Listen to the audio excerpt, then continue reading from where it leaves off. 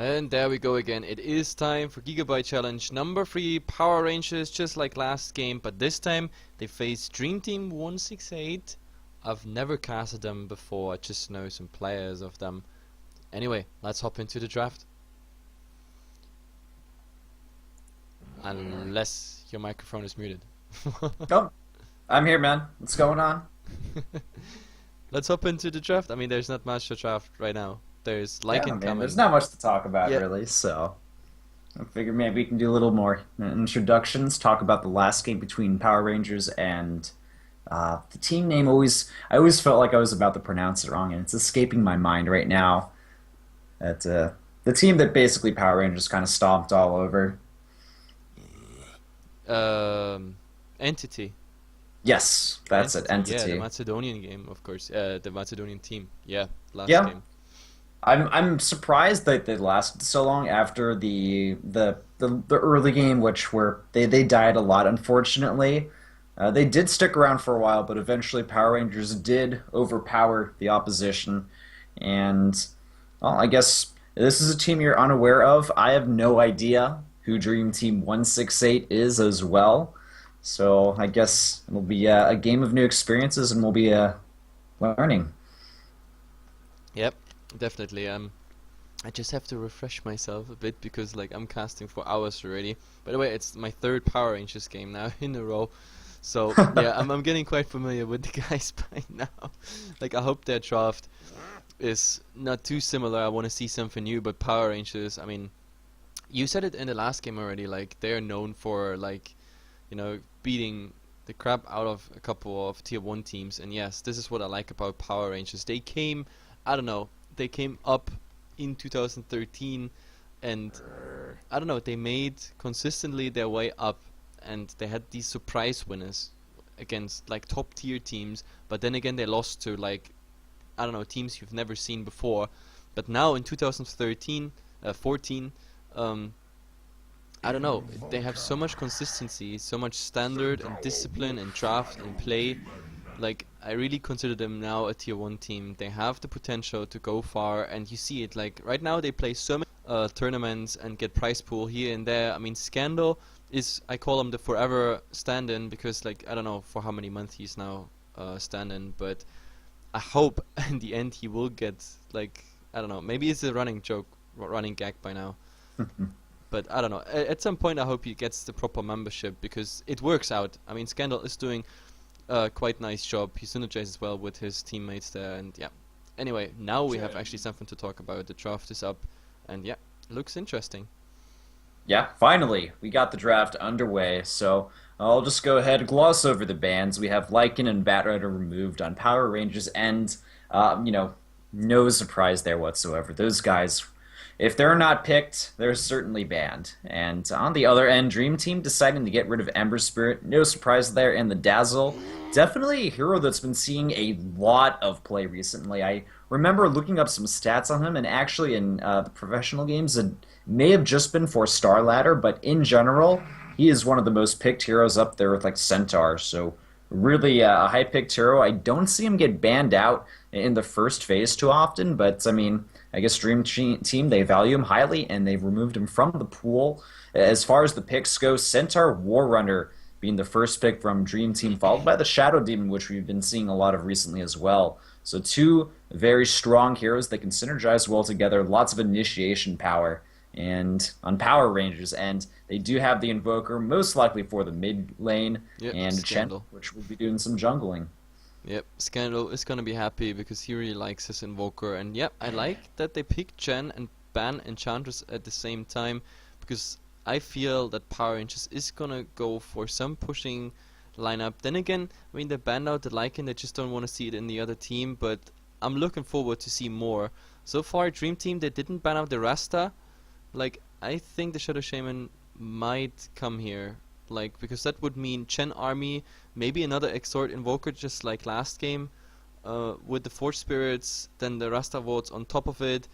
That would be amazing to see, because then all the towers will melt, and I don't think Dream Team is coming up with some Dream Protector and heavy rotation strategy to, like, stop them from doing that. So, yep, that's what I hope. Yeah, And the Marauder being picked up by Dream Team, so adding to the synergy with the Shadow Demon, we saw that work so well for Power Rangers in the previous game we casted, about 15 minutes ago or so. So, yeah, I'm liking the Marauder pickup. That's certainly going to do well. And, talking a little bit more about the potential of a push strategy from Power Rangers, like you mentioned, Hefla, they can get the Nature's Prophet. He hasn't been banned out, so I Yep, suppose true. that could be a potential offlaner if they want to go that route as far as gameplay style goes. Yeah, definitely. The Nature's Prophet could be in, like, as I said, if they go for having pushing strategy, like, I gonna see Nature's Prophet or the Rasta happening. Like, it's something that would fit in. The only thing is, Dream Team, they secure quite some nice heroes. You already said something about Centaur and Shadow Demon, now the Mirana on top of it. So, this is, it's dangerous for Power Rangers. I mean, I'm not saying, oh my god, draft bad or whatever. I mean, at the moment, like, everything's open, but this pushing strategy, it can go horribly wrong if like Dream Team gets the correct pickoffs all the time. Then all your pushing doesn't really matter if you just never get 5 men up or never a proper tower push after like capitalizing on a team fight or anything. So they take their time as well. I mean, 150 bonus time is there for each team. They used already 1 minute 20 now, and they use even more. By the way, I see this quite often on Power Rangers, like on the second or on the third pick, they hesitate a lot because this is like the pick where you can see the direction it's going in. Like Power Rangers always do that. Yeah, I did notice they did that in the last game, and afterwards the picks were certainly a lot faster. To follow that up.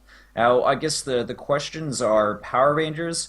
If they're going for a push-centric lineup, what's that third? What's their position one here? And okay, Venomancer's basically telegraphing what they want to do. They're going to go for the heavy push, and the Venomancer wards will help out a lot in these pushes. They of course aren't affected by like AoE abilities. You always have to specifically target the wards if you want to take them down. So they're really annoying when you try to go for these heavy pushes. But looking at Dream Team's overall rosters so far, they have a lot of kill potential. Once they have Centaur, like Blink in the Stomp, they can use the Arrow follow-up. They can use Shadow Demon follow-up. Like, there's just so many combinations they can use to get a kill, and they're going to have a lot of Disable available in their lineup.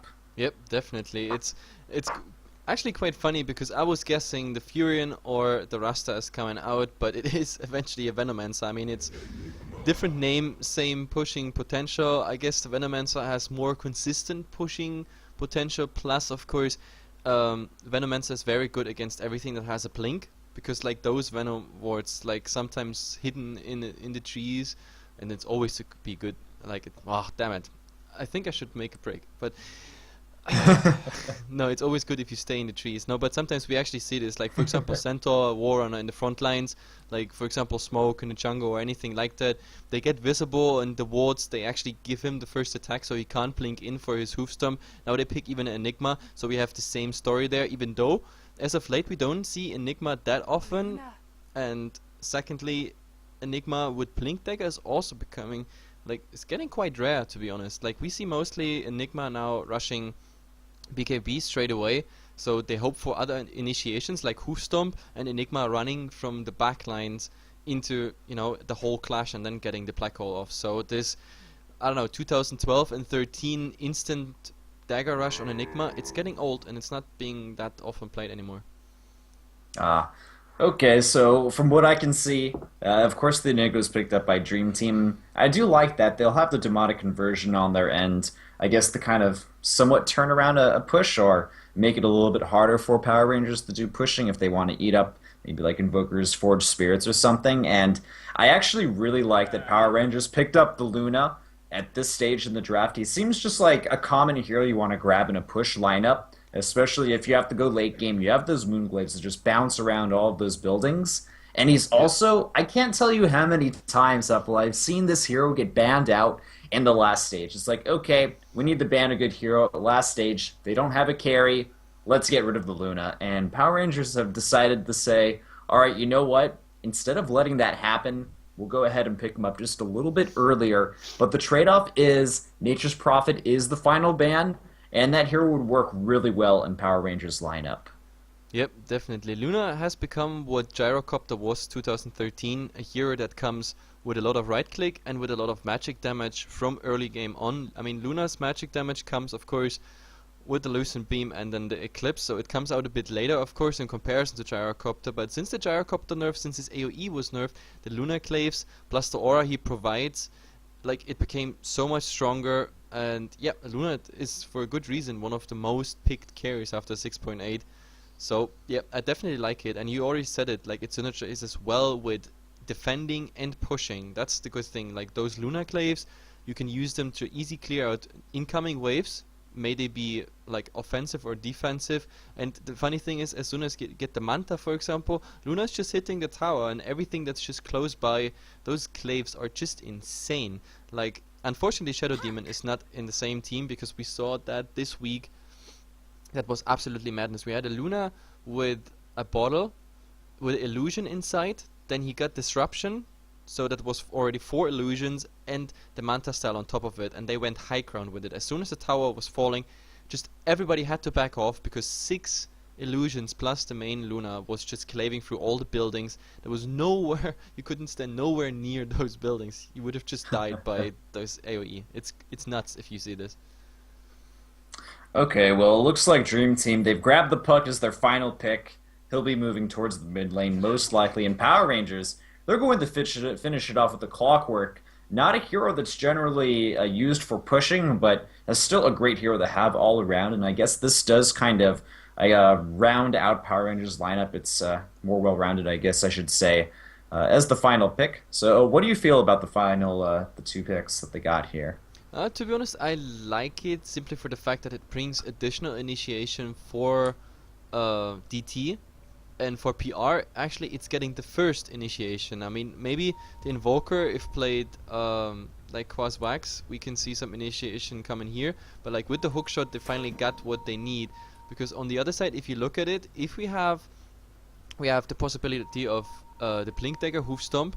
We have the Blink Dagger and the Puck with Dream Coil on top of it. We have Disruption into Arrow. We have Enigma maybe going for a Dagger if he's playing the old school build.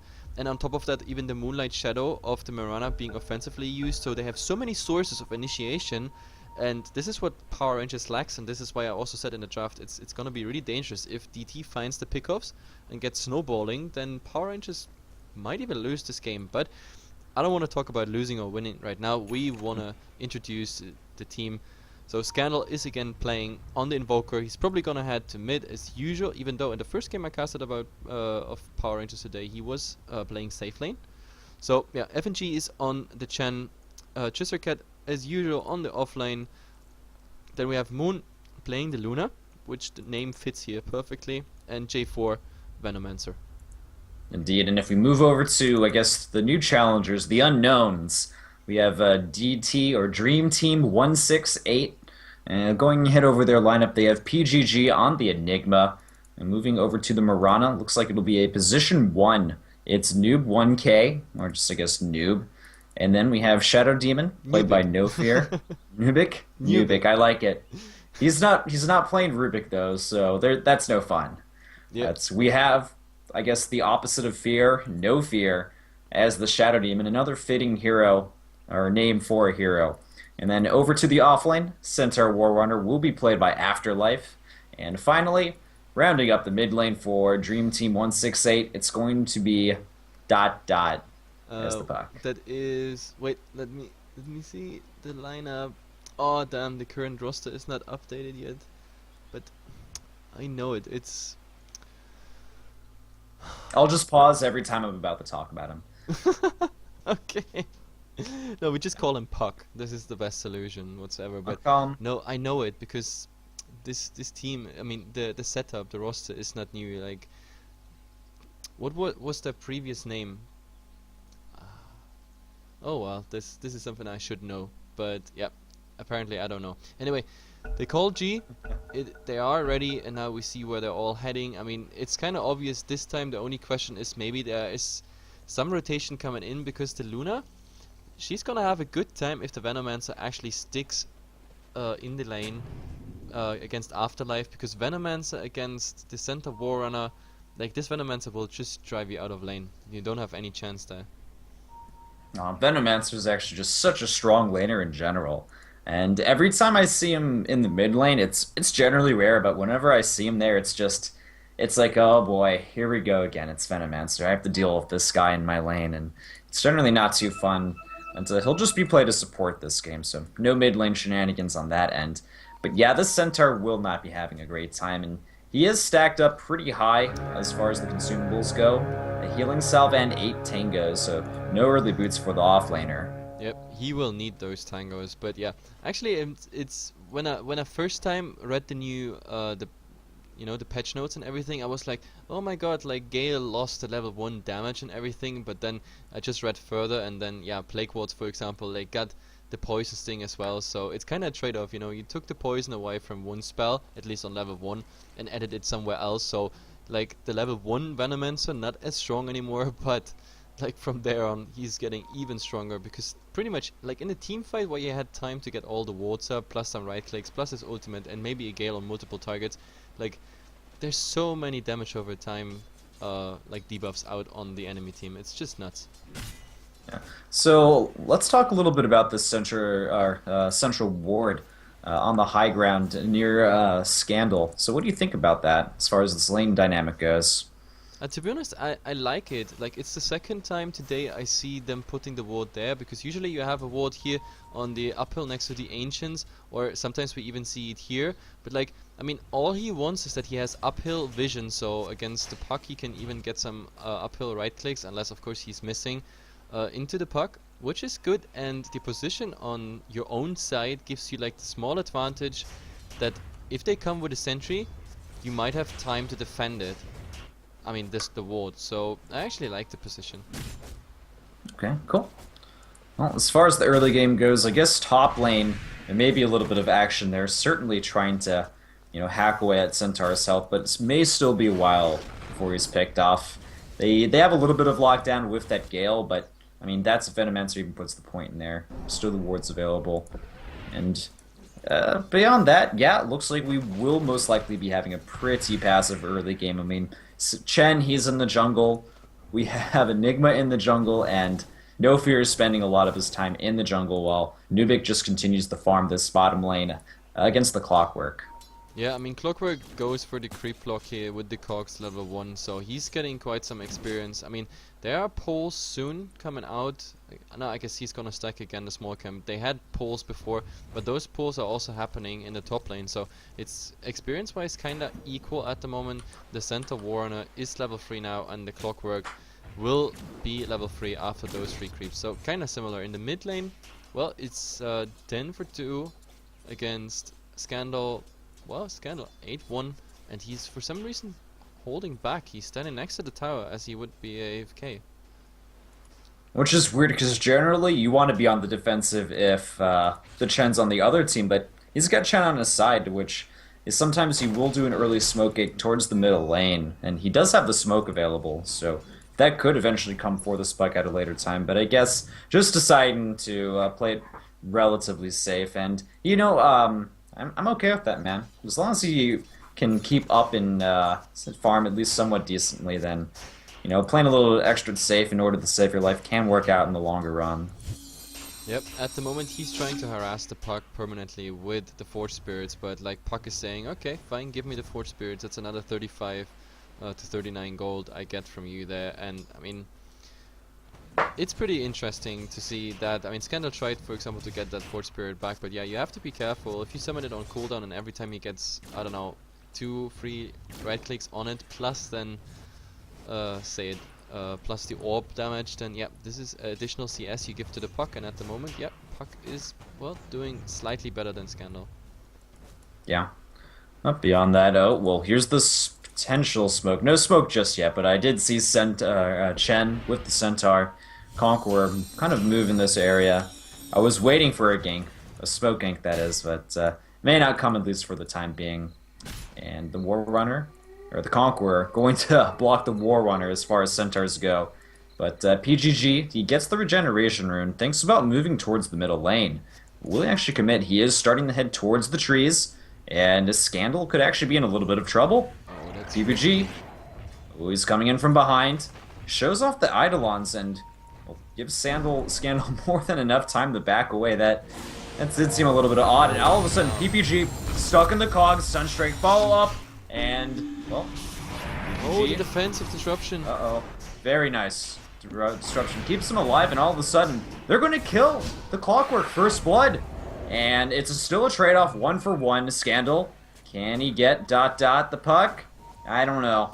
You think he'll be able to escape just fine. Nope. But yeah, what a strange turn of events. Yeah, definitely. The defensive disruption there really ruined the day for PR there. He was pretty much sure that he already got the first blood on the Enigma. Nice rotation coming out there by the Clockwork, but yep, this disruption really, that ruined his day. So instead he went down, he fed the first blood, and yeah, I mean they get the return kill, but still first blood is giving you the small advantage because you get additional gold. So yeah, I definitely like it. Alright, well, I'm keeping tabs a little bit on the Luna up top. Having a great time as far as farm goes. Already has the Ring of Basilius as well as Power Treads. Are we going to see a Hand of Midas? Like, I'd feel like if you wanted to go for that Midas, you would have just rushed it from the start.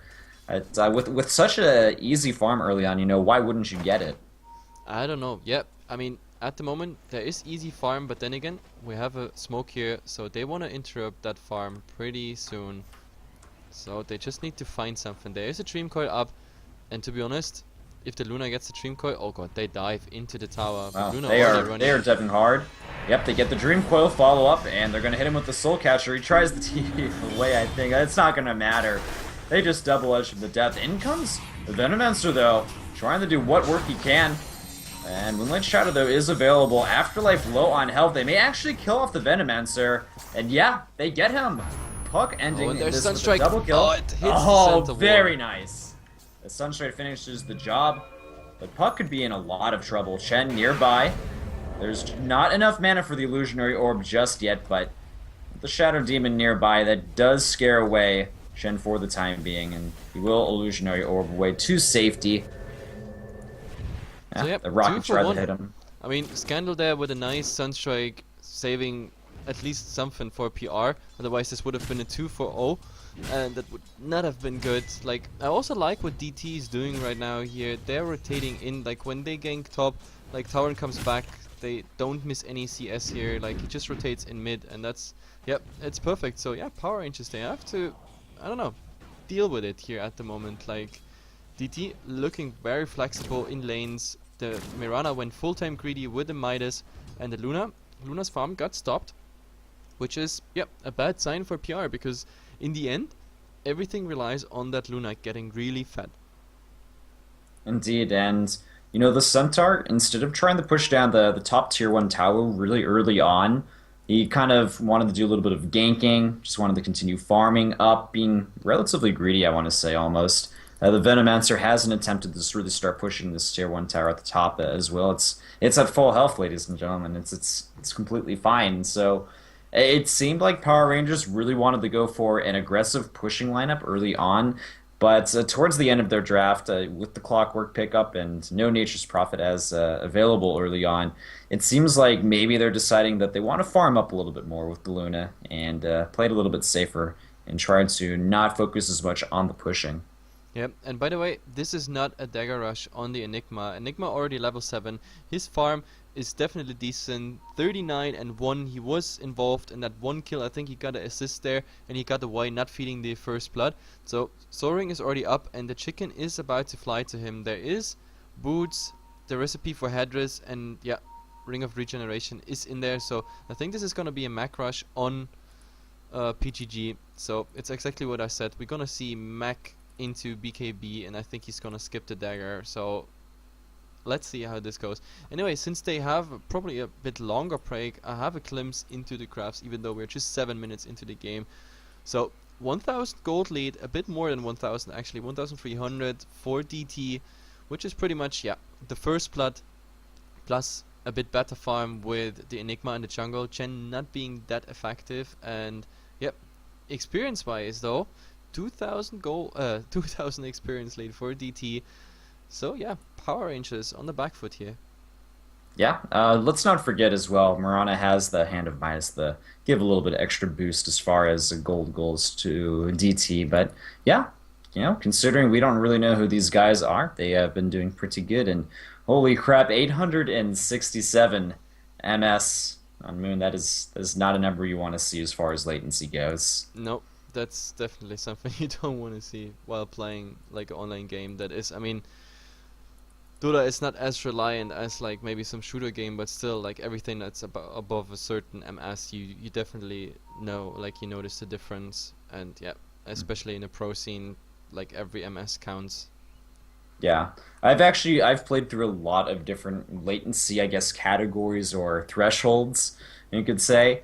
I've played the very nice 5 ping, which is amazing, access to those Korean servers because I do live in Korea, for those of you who do not know. And then I've played, maybe like 100 ping to the C servers when they're behaving and being nice. And then after that it starts to just get bad and ugly. If I try to connect the West, if I'm lucky, the ping is under 200.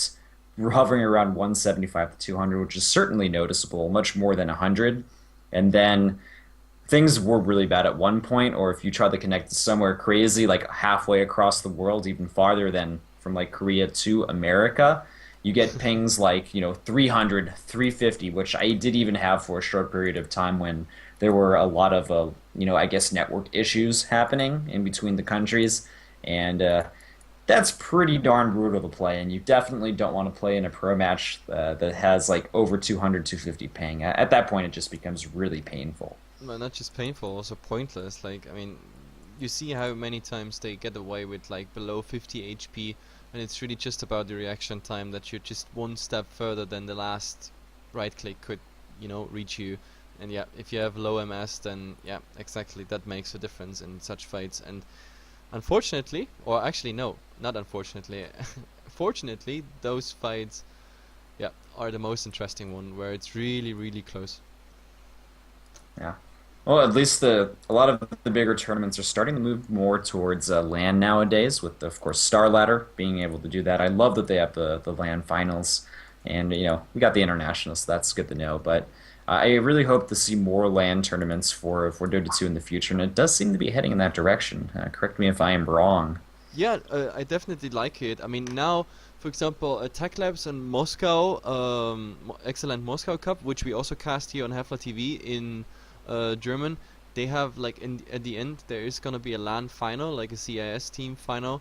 Then this week, for example, you gonna see also HeflaTV on the DreamHack as official German casters. And in about 2 weeks, there is the Comic Con in Romania, like the Eastern Comic Con, and there we are the official casters, English and German. So yeah, we even cast quite a lot of lands in the next time. So yeah, I definitely like it. Plus, of course, the fact that like if it's at least affordable to get there, or if we get like the travel sponsored whatsoever, then LAN event is always nice. You get in touch with the players, with other casters, with the organizers. It just it does not just help you, of course, with managing a label like we do. It's also just fun, to see, I don't know, more behind the screen. Like right now, it's all just numbers and names and whatever. But yeah, being at the LAN, you have a character. Oh my god, yeah, like I had a couple beer with this guy, and I can totally understand why he did that move now, because he is that type of guy, who's always bashing forward and just doing those crazy plays. And yep, that's why I like it. Yeah, no, I've back in my StarCraft days, I definitely went to a lot of lands. The old MLGs back in 2010, 2011, those were a buttload of fun. I really enjoyed them. You get to meet the people, and it's really an amazing experience that's hard to replicate in many other settings, it feels. So, yeah, the more lands, the better. Being in Korea, I do get to cast the KDL, Korean Dota League, which is a LAN event. So it's on a much smaller scale, I feel, generally compared to some of the bigger ones like Star Ladder, but it's still a really cool event to get to talk to the players and just know the other people around the area. But look at that, Moon's reconnected, Hefla. This is awesome. All we Yeah, need is but DT to come back from their 10-minute break. that's what I always like. Like the one who was AFK or disconnected is coming back, and in the meantime, people people just decided to go AFK and then you wait additional time on top of it. And by the way, for those guys that are still on the channel, we also gonna cast the game that is at 2030, which is Hihi versus Next. So like a semi-Romanian versus a full Romanian team. Like we already had the honor to cast them in so many tournaments. We had to cast them in start at the Pro Series and D2 Spring Cup, so we are quite familiar with both teams. I like the guys, and yeah, this is gonna be definitely an awesome game. But we only have 37 minutes time, and this game is definitely not a short one, so I think we might actually miss it. Well, I'm bored. It's time to talk to the other casters. Well, I think Helium had just about the same thought there. I guess so. I mean, I've gotten very used to stalling for time on air. I've done that. I did that a lot last year with Pro League, so very familiar with the concept of just you got to wait 20 minutes before anything actually happens. And what you do is you talk about the game for a while, but eventually you kind of run out of things to talk about. Maybe if it's a series or best of, you can talk about the previous matches, and then you just start riffing with your co-commentator, and eventually you get to the point where you talk about food. That is the be-all, end-all of downtime. If you talk about the food, that's the end. By the way, food, I'm hungry. Me too, man. I could actually go for some food, but No, I well, need to it's eat a chocolate bar between, if you have a break between the games, which I doubt, but, it's 3 a.m. here, unfortunately, and I have to go to the convenience store if I wanted to get something. oh, now I bought iced tea and some chocolate bars because I knew this is gonna be a very long casting day, so I'm getting used to, like, casting, I don't know, for 8 to 10 hours and then just a chocolate bar in between. It's not really the healthiest Not way the of healthiest living. thing to do. Yeah, No. but I mean, at the end, all you need is sugar. But I actually noticed, like after 6, 7, 8 hours casting, if you get hypoglycemic at some point, you get slow. You start to miss kills. I don't know, you just babble some. I was about to say bullshit, but yeah, gibberish. I don't know. It's you definitely notice, and then you need to fast grab that chocolate bar. Otherwise, you can stop casting in about 10 minutes. Yeah. Well, yeah, casting for that long can be a little bit tiresome or gruesome after a while. You definitely do start to lose your edge, I suppose. So, I personally like it when you only cast maybe like I think maybe like 4 to 6 matches in one day. I think that's a solid amount to cast. Obviously, some days you will cast more. Sometimes you will cast less. I don't. I personally wasn't a huge fan that they had the English casters cast so much in Star Ladder. It felt like LD lost his voice. I don't know how much of the English stream you were watching, Hefla, but you could definitely tell by like day 3 that Yep. LD's voice was completely shot. No, it's the same for me. Like if I cast, like, I mean, okay, right now, of course, the the label and everything is growing, so we get more and more casters, and I actually get back into my manager role instead of the caster role. But yeah, I definitely noticed in group stages where we get exclusive casts and everything. I don't know, if I cast about 7, 8 games a day, that's okay, but everything that's on top of it, and if you keep repeating that for like really an entire weekend, Friday to Sunday, and then other games, maybe you hop in here and there a channel, maybe some fan casts, maybe something else where you have to use your voice, plus of course you don't stop to actually have a real life where you also at least mostly talk to people. So yeah, then my voice is cracking at some point as well. Yeah, you actually have to take good care of your voice. You don't want to throw it out or lose it. I know that most out of other sports, most professional broadcasters only cast like maybe like 1 or 2 days a week, maybe even 3 occasionally. Anything after 4, I've noticed, is actually just bad for you. If you're like casting a full day, like it's like a full work day basically, but of broadcasting. So, well, keep that in mind, I suppose. Don't overexert yourself, or you'll lose your voice, and you can actually cause permanent damage. Yeah, definitely, and this is like the last thing you want to do as a caster because I mean it's your capital. It's like everything is Yeah, based on that. indeed. Well, the casters they said, I think pauses are fun, and that's it. Huh? Yeah, pretty much. Yep, they are. They're fun, indeed. But yeah, to be honest, like if this game is gonna be paused for an extensive period and everything, I mean, there is another English stream on this game. So in the worst case scenario, we actually hop out of this game and go start the other one rather than, you know, waiting for this game to, I don't know, have the MS stuff fixed. So we go for a rather fresh game and the other English stream can deal with whatever is left here. Yeah, I'm actually gonna pop in their stream and see what they're talking about because they gotta be just as bored as we are at this point, just Oh, waiting. I want to see how far down the rabbit's hole they've gone. How crazy have they become? they certainly are bored. Everybody would be bored. I'm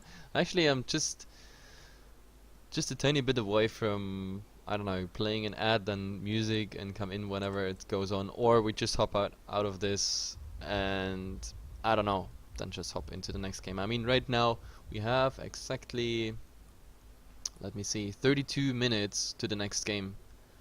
So Oh. I don't know. I don't think this game is gonna end in the next 30 minutes.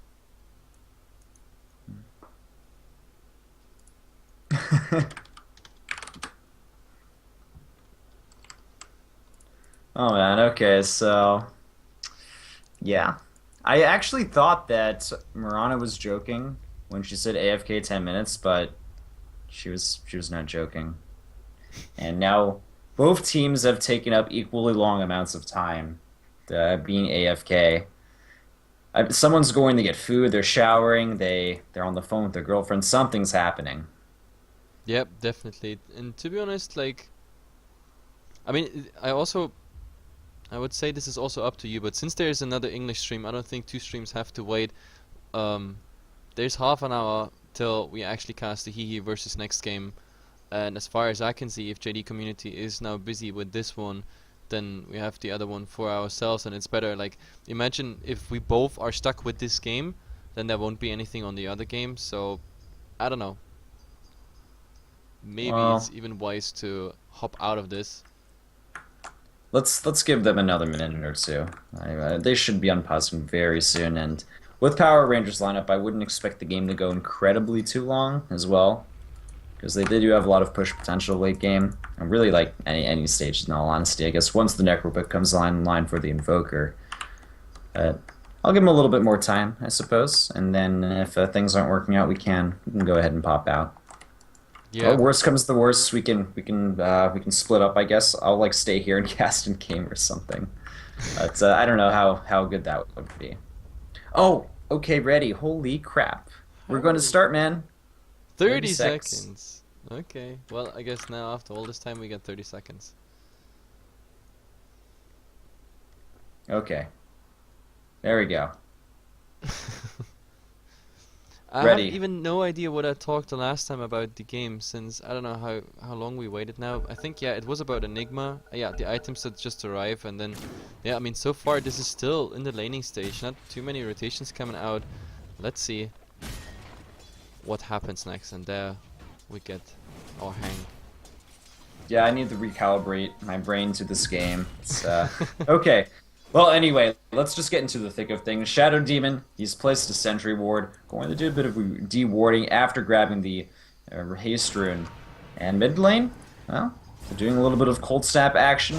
Aggression from Solo. Uh-oh, this actually could be bad, but there's a big engagement towards the middle lane. Scandal hit by the Dream Coil. 3 of them actually hit, and Clockwork has the cogs up. Actually, no one ends up dying on either end, despite a lot of damage and punches being thrown both ways. Just a bit of a damage exchange, but everyone survives to tell the tale. Yep. The only problem is, at the same time, PTG and Nubik, they pushed the tier 1 tower, so this like little standoff in the mid that went without any casualties now ended up in a tier 1 lost, and yeah, some damage at least done to the tier 2. Venomancer is rotating in here from the side, but I don't know, with only Clockwork not even being level 6 for the hookshot, I don't think they can do much.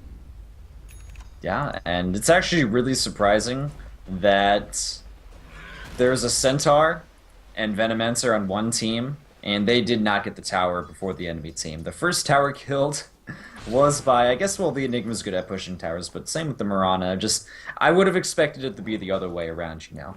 Yep, definitely. And now I think, yep, Chen has a double centaur. That means A double stun would come out. Centaur is also not level 60 yet, so he can't stampede out. And now Chen actually goes for it. He fakes. Wow, my god. That was so many man. fakes. This was double hoof stomp fake, and of course the Centaur tried to get the stun off, but yeah. I mean the Centaur minion creep. And Whatever you want to call he it. used the stomp on the center that didn't have a lot of mana either, so it will be a while before he can actually do some type of chain stomp, unfortunately. If we check out Puck, he's invisible, looking for a target. He spots Moon, as well as Chen. What Oh, will this be the could go follow-up? horribly wrong, but then again the Luna is Good. level 7, has Eclipse. Oh, Okay, oh. what a fake. That was Man. amazing. Holy crap, very nice. But out comes the War Run, and they're going to move in on Luna. The Dream Coil stuck in place for the time being, but throwing a nuke back. There's your double edge. Gets the kill. Stomp follow-up. 2 dead. Very easy kills for DT. They're actually doing pretty darn good against Power Rangers, considering that we don't know who the heck these guys are. Oh, no, it just doesn't pop in my mind, like, what the former name was. But either way, that was amazing bait, like, the Puck with the invisibility rune, just, you know, baiting it out. Luna thought, ah yeah, I'm high ground, the Shadow Demon doesn't see me, I pop Eclipse when he comes close. He popped the Eclipse and Shadow Demon was just waiting for it. So yeah, there goes your ultimate. An ultimate with a very long cooldown. I mean, level 1 it's not that strong, and he could have even like defensively disrupt himself, but still, like there was a good chance to kill him, but not if you have an invisible Puck around. And now 5 men mid.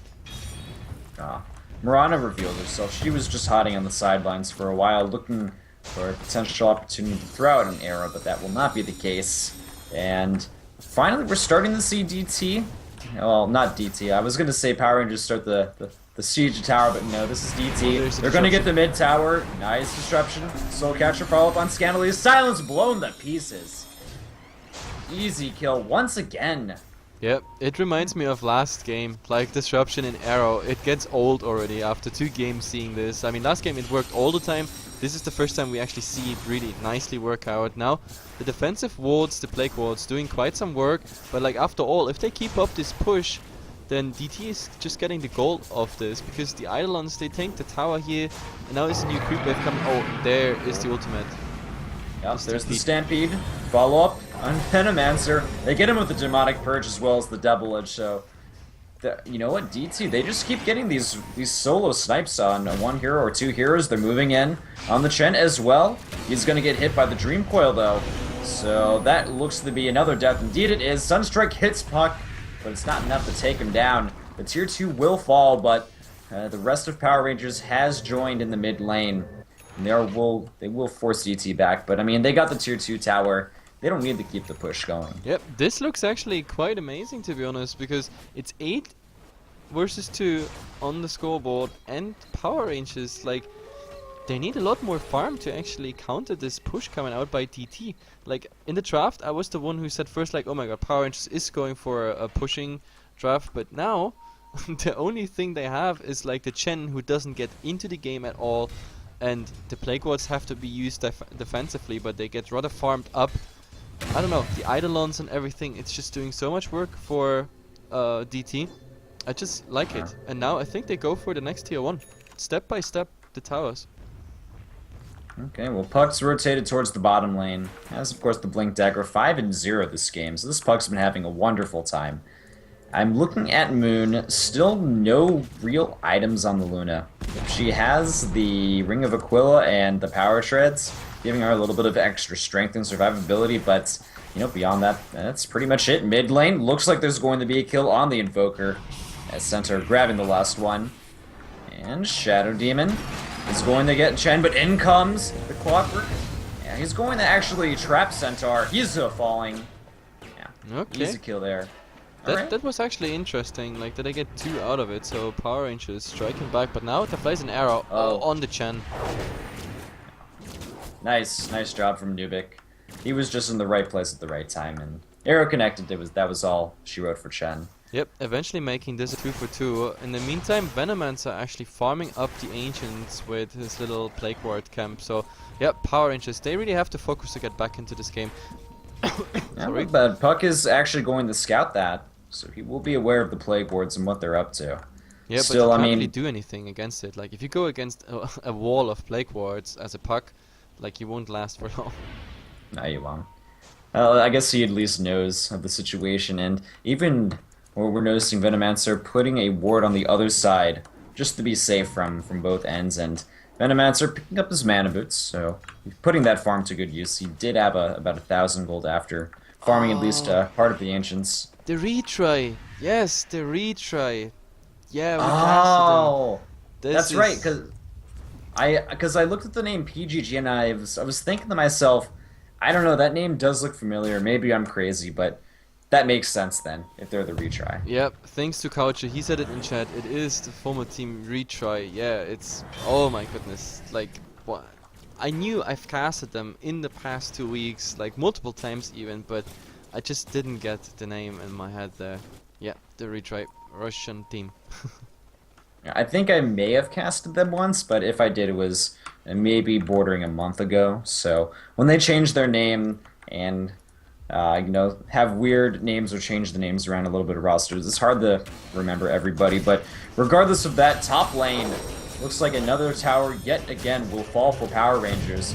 In fear, teleporting towards the mid lane. Look at Power Rangers though; they're in the jungle, very aggressively poised. Oh, Actually, they might no fear. find the Shadow Demon here. Oh, That's he could be in a dangerous. lot of trouble. He is, Okay, well, the rest of his team is joining him in the mid lane, so they will be okay from the look of things. Yeah, Yep. Power Rangers looked like they wanted to get a kill in the jungle, but they're not finding anyone. Yeah, the problem is they also traded for nothing there, like the Eidolons and the Siege Engine here. Like, the Catapult is already doing damage to the tier 3 tower. Like, DT actually assumed just for a second there that they might go Roshan, but now the illusions of Puck are scouting it out, so they went into the jungle, but they got nothing out of it. Like, they only lost tier 2, and that leaves them, like, with only one tier 2 left. I don't know, Power Range's strategy here, it's just not working out. They're just not getting into the game. Like, I mean, Scandal now has, like, his Midas running just as the Marana, but, like, as I said, it's coming all back to the Luna, and Luna now starting to get, yeah, Casual Ogre Club is already up, and now BKB is the next goal, but I don't know. This might be already too late. 16 minutes. DT seems to be ready to fight and willing to push as well. Tier 2 bottom, Yeah. next goal. Even Scandal with his Hand of Midas still doesn't have any core items. It's just unfortunate. Yeah, it's another tower given away essentially for free from Power Rangers' end, and just under 17 minutes, 10-4 with DT in the lead. Former retries. They're putting themselves in a pretty solid position. I guess at least Invoker does grab his Force Staff at this point, but DT moving into the Roshan pit. But This they is won't where go for it. I don't think so. Or will it would they? be weird if they did. Well, I mean, they're, there's they're plague wards basically everywhere. saying they're basically saying we don't care, we'll fight you. We're not afraid.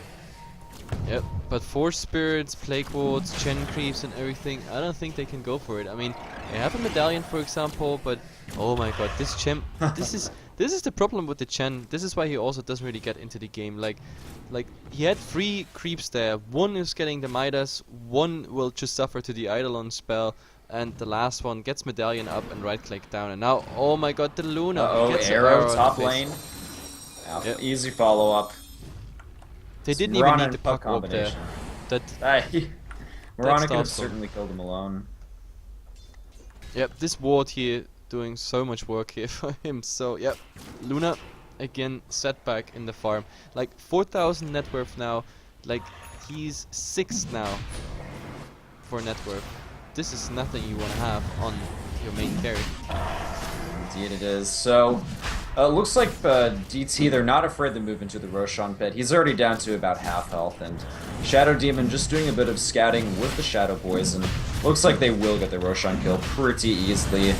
And, well, throwing in a Meteor. Hookshot as well from the Clockwork, but Aegis is picked up by Puck. Going to get silenced. Hand of God from Chen as well, but it's not enough to keep the Clockwork alive still. A lot of heroes low on health when it comes to the DT. And they're starting to get split around.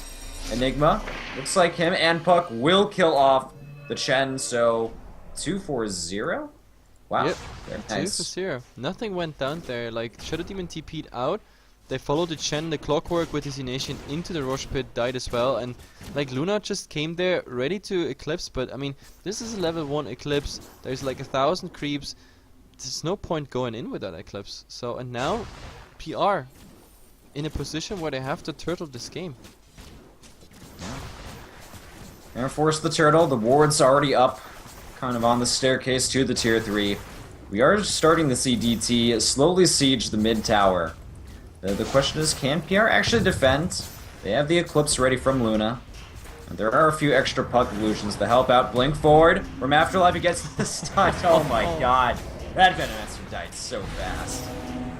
And Chen stealing one of the Eidolons as his own minions, but I don't see how useful that'll be. And well, beyond this, the creeps just kind of trading out both ways. In the prison goes Chen. He will probably end up dying afterward. Indeed, he does. Puck blows him up. PPG is stuck in the cogs, but it looks like he may just barely get away. Force staff, thanks to his teammate. The meteor falling right on Puck. Yep, and look at their HP. They survive with so low HP. And now, oh, actually, the Lucent Beam is taking the Aegis off, but yeah, nothing's lost there. And there has been a Sunstrike, but that was either soaked up by all the free or didn't hit. I didn't catch it on camera. But yeah, PR, they can't even turtle this out. Like, there was damage done to the tier 3, 2 heroes lost. So DT, it's looking really good for them. And Power Rangers, they have to come up with something new. Like, what they do at the moment, it just doesn't work out.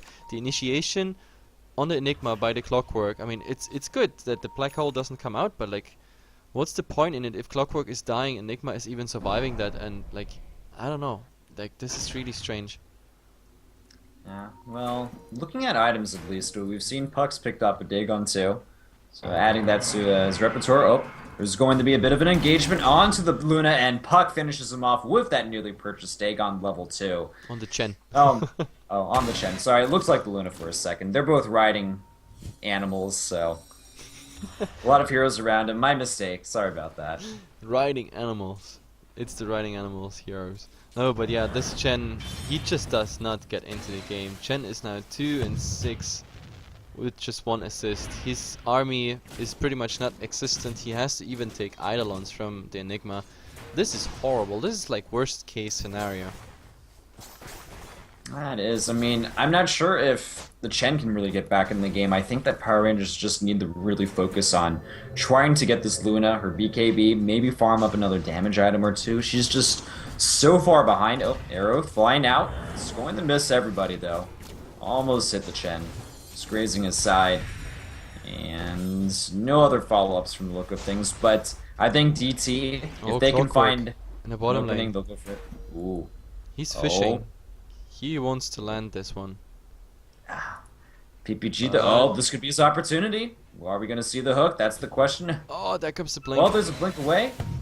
And wow, he's really just taking his time. Clockwork, okay. No. Was going to hook away towards Venomancer. That was quite awkward, actually. Yep, and the Moonlight Shadow comes out, which is actually bad because, yep, they could have used that Moonlight Shadow, but now, oh my god, the Mirana might be in trouble. Mirana, Centaur combo with the puck. Who cares about the arrow that missed? Yep, nobody cares about arrows when you have Double Edge and Dagon into like Hoofstomp, Double Edge, Dagon plus the Orb, and I think Waning Rift on top of it. Like, I think that was even so much overkill. Not even funny. Lots of overkill. Dagon 3 now for the puck. He is 9 and 0, but there is disconnect on the Clockwork. Oh, I feel though. Okay, well, yep. They call it. It's GG. There is a lot of frustration though, but yeah, Enigma now with the black hole not being used a single time this game. So, wow, Power Rangers actually lose to the former team Retry, now known as DT168. Impressive. You got any last words for this game? Ending was a little bit of a letdown. Just Power Rangers kind of, their Clockwork disconnected, and they're like, oh, GG guys, by the way. And there was that big, long, annoying pause in the middle. But beyond that, a really nice showing from the Retry 2.0, ending at 19-4 and securing the win at 23 minutes into the match. It's pretty darn impressive from them, especially considering how well Power Rangers did in their previous match. But I guess it goes to show that the Mirana Shadow Demon combo is great. when you got a little bit of extra initiation and burst damage involved as well with like the puck or the centaur, it's a buttload. It's a buttload of front end damage that's hard to deal with. Yep, definitely. Anyway, guys, this cast was brought to you by HeflaTV. I'm HeflaMoke, and with me is Whiplash. You gonna stay for the next game, or you wanna sleep since it's so late in Korea? It's 3 a.m. I'm gonna have to head out. Sorry about that, Yeah. man. Then yeah, Coucher will I guess join in, and we will cast 2030 CET. Hehe versus next. So guys, stay tuned. A bit music, and in 10 minutes we pretty much continue. So thanks for casting with me, Whiplash, and see you soon, Yeah. guys.